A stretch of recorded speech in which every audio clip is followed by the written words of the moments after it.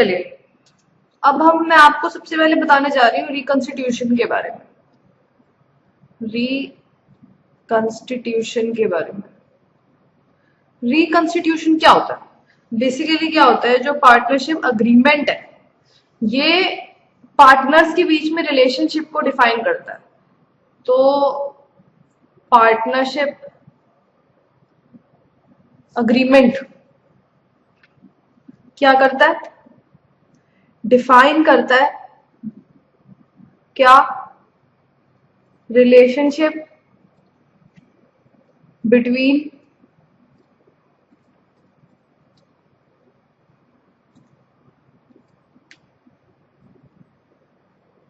Partners.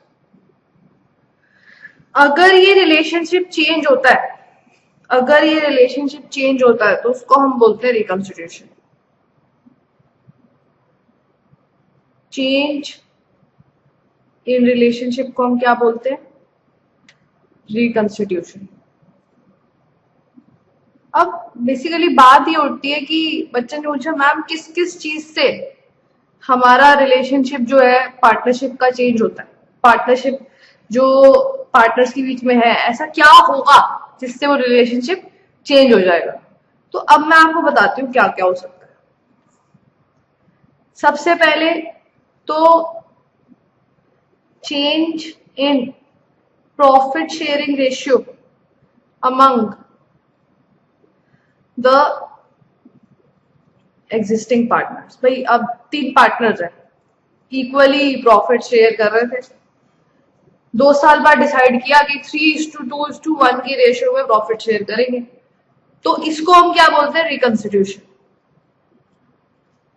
Next आता है admission of partner. 2 partners थे, गोलू मोलू, उन्होंने डिसाइड किया एक और पार्टनर को लेकर आएंगे सी को। तो अब अगर ए और बी 2 पार्टनर्स थे और वो इक्वली प्रॉफिट शेयर कर रहे थे 1:1 की रेशियो में, अब जब सी नया पार्टनर आएगा तो वो भी तो प्रॉफिट्स लेगा, तो प्रॉफिट शेयरिंग रेशियो चेंज हो जाएगी। इसको हम क्या बोलते हैं? रिकॉन्स्टिट्यूशन। ऐसे ही अगर कोई पार्टनर रिटायर कर जाए, रिटायरमेंट ऑफ पार्टनर, या स्वर्ग सिधार जाए, डेथ ऑफ पार्टनर, या अमेलगमेशन हो जाए, 2 पार्टनरशिप फर्म्स के बीच में अमेलगमेशन हो जाए, मतलब ए और बी 2 पार्टनरशिप फर्म्स हैं, ये मिलकर एक बन गए, अमेलगमेशन ऑफ पार्टनरशिप फर्म्स। तो ये क्या होता है? आपका रिकंस्टिट्यूशन होता है। हम एक एक करके इसके सारे कंपोनेंट्स पढ़ेंगे। तो सबसे पहले हम पहला कंपोनेंट पढ़ेंगे इसका, जो कि क्या है? Change in PSR between existing partners. ये स्टार्ट करेंगे। अब ये लिख सकते हैं आप,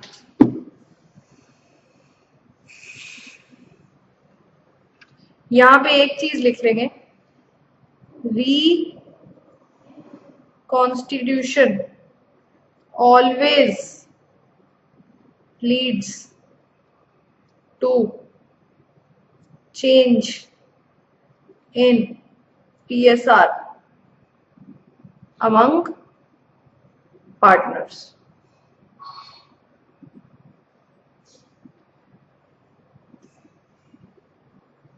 तो सबसे पहले हम क्या स्टार्ट कर रहे हैं? एग्जिस्टिंग पार्टनर्स के बीच में जो PSR है वो चेंज हो रही है। सपोज करते हैं 2 पार्टनर्स हैं ए और बी, जो 3:2 की रेशियो में प्रॉफिट शेयर करते हैं। अब इनकी जो PSR है वो चेंज हो रही है 1:1। अब अगर लॉजिकली देखा जाए, जब ये PSR चेंज होगी तो एक पार्टनर होगा जिसका शेयर कम हो जाएगा और एक पार्टनर होगा जिसका शेयर ज्यादा हो जाएगा। एक पार्टनर होगा जिसका शेयर कम हो जाएगा, एक पार्टनर होगा जिसका शेयर ज्यादा हो जाएगा। तो एक पार्टनर जो गेन करता है वो इक्वल होता है किसके? दूसरे पार्टनर के सैक्रिफाइस, दूसरे पार्टनर के सैक्रिफाइस। आपको मैं सॉल्व करके बता देती हूँ, पहले हम एक ही बात कर रहे हैं, ठीक है। ए का ओल्ड शेयर क्या है 3/5 और न्यू शेयर क्या है 1/2। अब अगर हम इसमें डिफरेंस देखें तो ओल्ड माइनस न्यू कर रहे हैं ना हम अभी। एक काम करते हैं, न्यू माइनस ओल्ड करते हैं, उससे आपको ना इजीली समझ आ जाएगा। तो हम न्यू माइनस ओल्ड करते हैं। अब अगर न्यू माइनस ओल्ड में आंसर आपका आए पॉजिटिव तो इसका मतलब क्या होगा, गेन किया है। नेगेटिव आए तो सैक्रिफाइस किया है ना। अब नई रेशियो, नया शेयर क्या है 1/2, पुराना शेयर क्या है 3/5। अब अगर देखा जाए तो -1/10 आ रहा है, तो इसका मतलब सैक्रिफाइस किया है 1/10 ए ने। अब बी का निकालते हैं, 1/2 - 2/5, तो 5 - 4/10 यानी कि 1/10। अब देखो मेरी बात सुनो, गेन और सैक्रिफाइस इक्वल आया ना, क्यों? क्योंकि पार्टनर्स चेंज नहीं हुए ना, नंबर ऑफ पार्टनर्स तो वही है, शेयर इधर से उधर शिफ्ट हो रहा है, बस एक तरीके से आप कह सकते हो। तो आपने क्या समझा, ये रिकॉन्स्टिट्यूशन का फर्स्ट पार्ट कर रहे हैं हम। एग्जिस्टिंग पार्टनर्स के बीच में अगर पीएसआर चेंज हो जाती है तो उसको हम रिकॉन्स्टिट्यूशन बोलते हैं, उससे रिकॉन्स्टिट्यूशन होता है। ऐसा करने से एक पार्टनर लूज करता है, एक पार्टनर गेन करता है। जितना अमाउंट एक पार्टनर लूज करेगा उतना ही अमाउंट दूसरा पार्टनर गेन करेगा। तो अब जैसे मैंने आपको ये लिखवाया रॉ टर्म्स में, हम इसको ठीक से भी लिख सकते हैं, सैक्रिफाइसिंग ऑब्लिक गेनिंग रेशियो। इसका मतलब क्या है, इसका मतलब ये है कि अगर पॉजिटिव में आंसर आए तो सैक्रिफाइसिंग है और नेगेटिव में आंसर आए तो गेनिंग है। Old share minus new share, या इसको दूसरे तरीके से लिख सकते हैं आप, gaining oblique sacrificing ratio is equal to new share minus old share. समझ आया? मैंने आपको जो ऊपर एग्जाम्पल कराया वो इस मेथड से कराया।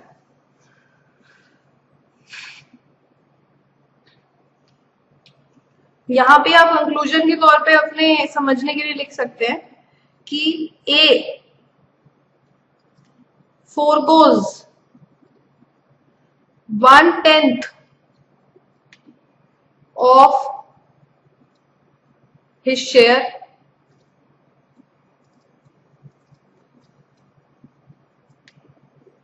in favor of B. B being the gaining partner should compensate A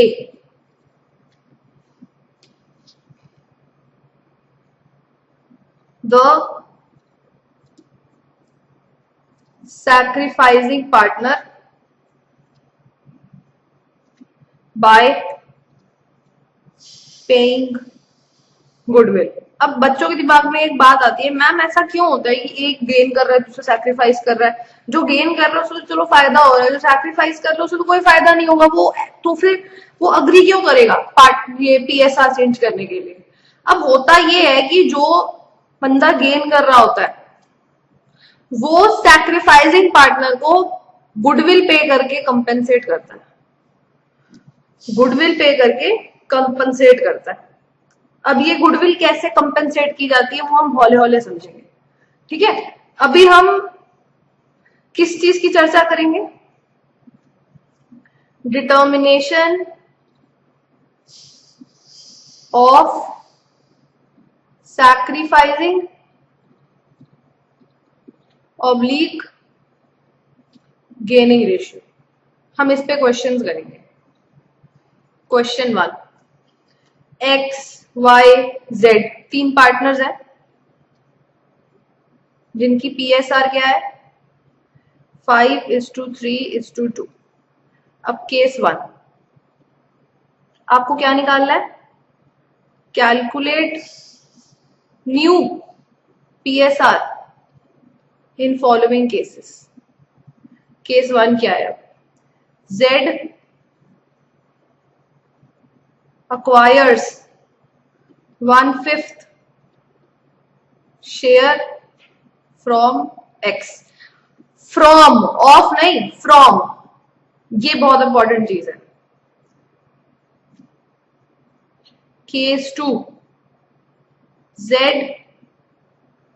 acquires 1/5 share equally from X and Y. फिर से फ्रॉम, ये नोट करने वाली बात है, ऑफ नहीं है. ऑफ के केस में हमारा ट्रीटमेंट चेंज हो जाता है. X, Y and Z decide to share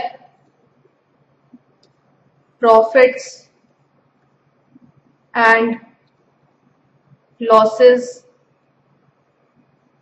equally. समझ आया? हाँ, समझ आया? चलो केस 1 से स्टार्ट करते हैं.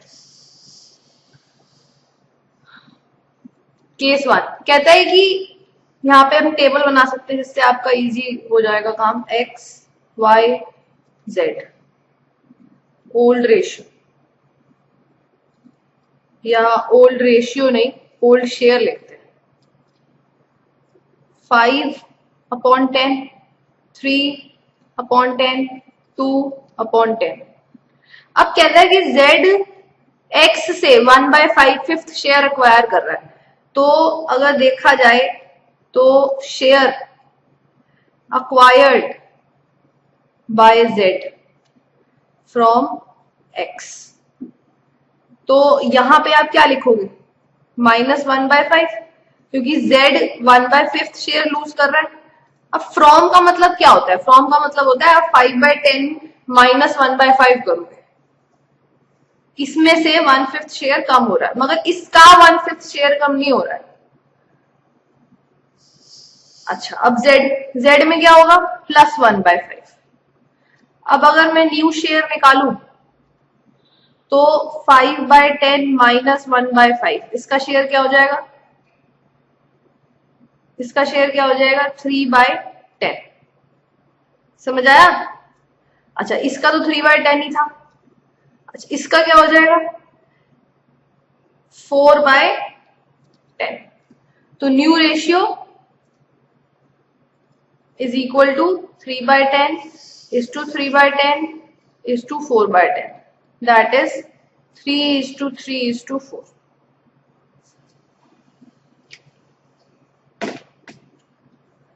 अब यहां पे फिर से टेबल बनाओ. X, Y, Z old share 5/10, 3/10, 2/10.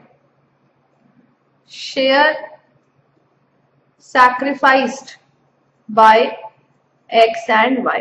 अब वो कहता है कि ना 1/5 शेयर इक्वली मिल रहा है, तो इसका मतलब 1/5 इंटू 1/2, 1/5 का हाफ, 1/5 का हाफ.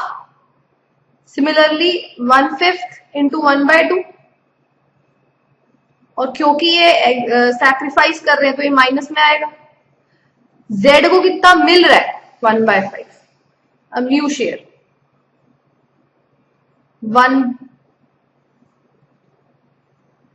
5/10 -1/10, क्योंकि ये -1/10 आ गया, ये भी -1/10 आ गया. That is 4/10. 3/10 -1/10, that is 2/10. 2/10 plus 1/5, that is 4/10. So the new ratio will be 4:2:4. और ये मैंने कैसे बनाया? ब्रैकेट में लिखो जिसको समझ ना आया हो. 4/10 is to 2/10 is to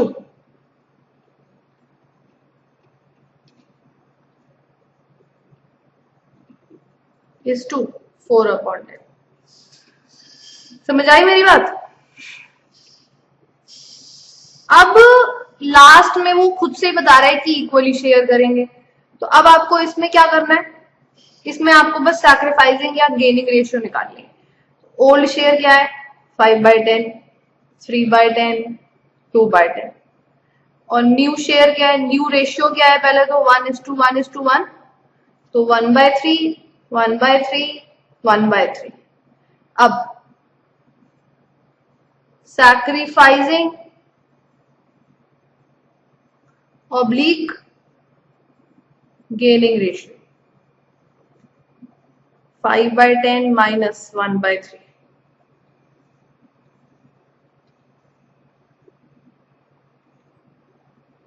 5/10 minus 1/3, 5/30। 15 minus 10/30, 3/10 minus 1/3, minus 1/30, 2/10 minus 1/3, minus 4/30।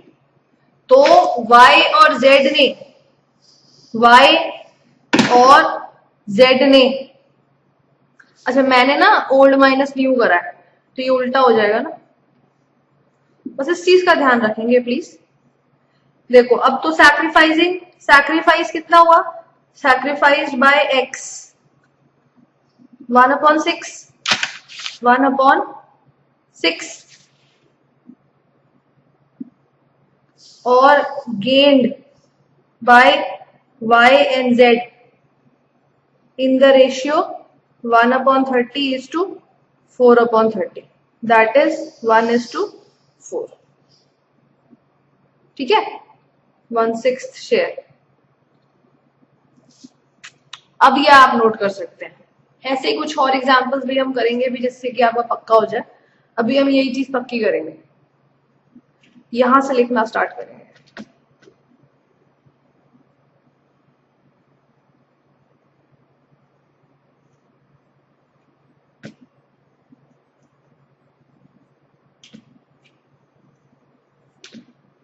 Case 1 और केस 2, अपनी वीडियो पॉज कर सकते हैं आपको थोड़ा सा भी फास्ट लग रहा हो तो, और केस 3।